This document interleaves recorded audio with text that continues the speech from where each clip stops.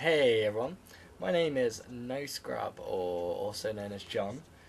I'm English and I'm 21 years old, and today I'm just going to add sort of a video section to this review of Duke Nukem.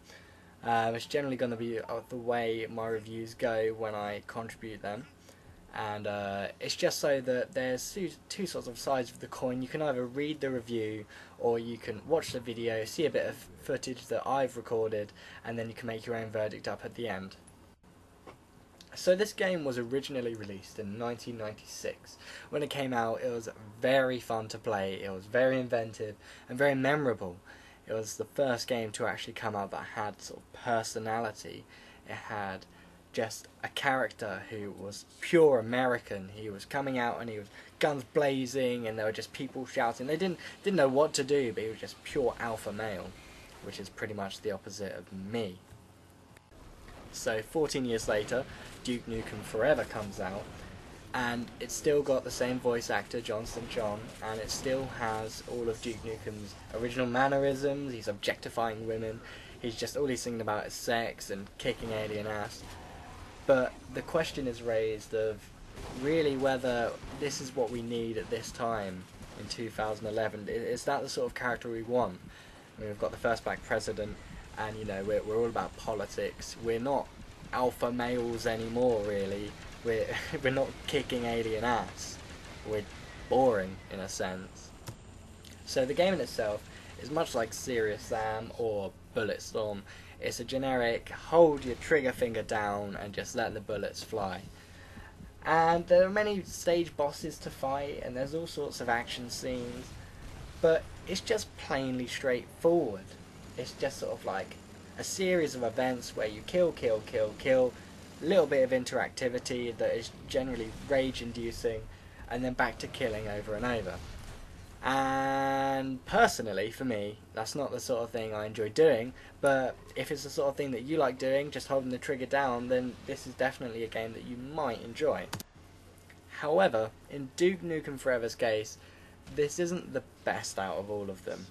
I mean, the monsters, they're not very varied. I mean, I haven't seen any kamikaze humans yet that blow up in my face. I haven't seen any actual details changing on any of the faces, and I was playing this on ultra settings on my PC. And just the general graphics of the game, they're not bad, but they're not good. And there's nothing that I've really seen that's been like, wow, that is absolutely amazing. But at the same time, I haven't really been like, oh, I really don't like that. The models are perhaps the only thing that I think were a total letdown for me if I was looking at graphics. However, for you it might be something like the scenery or the lack of scenery in your case. I'm so glad you're okay. The controls are my biggest pet hate. Usually when I play a game that is an FPS, I feel that control should be crouch. Not Z, not Z, not G, but control. And I feel that you guys feel the same way. You don't have a random button on your keyboard to run. You don't have a random button anywhere to run. Luckily in this case is shift. Personally I wouldn't go for shift, but if Duke Nukem want to do it like that, then that's fine.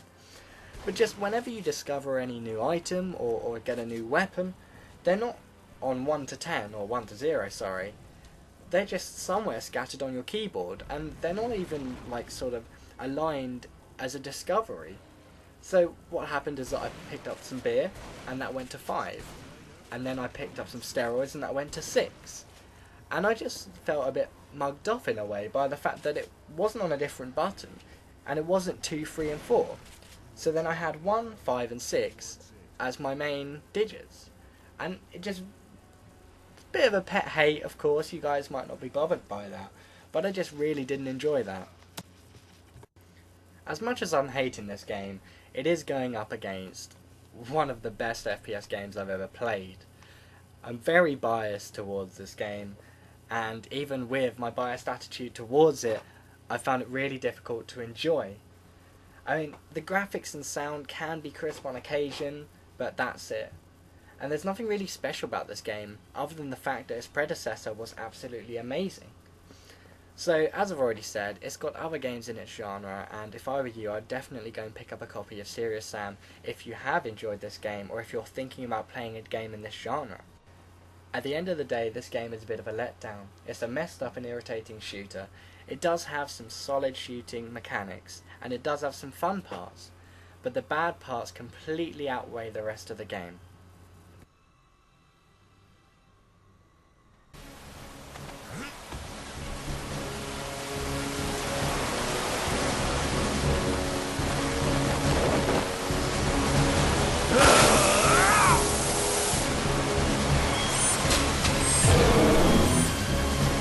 Ammo supplies are dropped.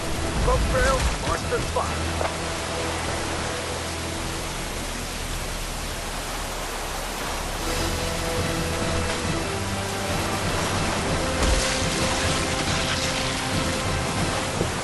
It's good.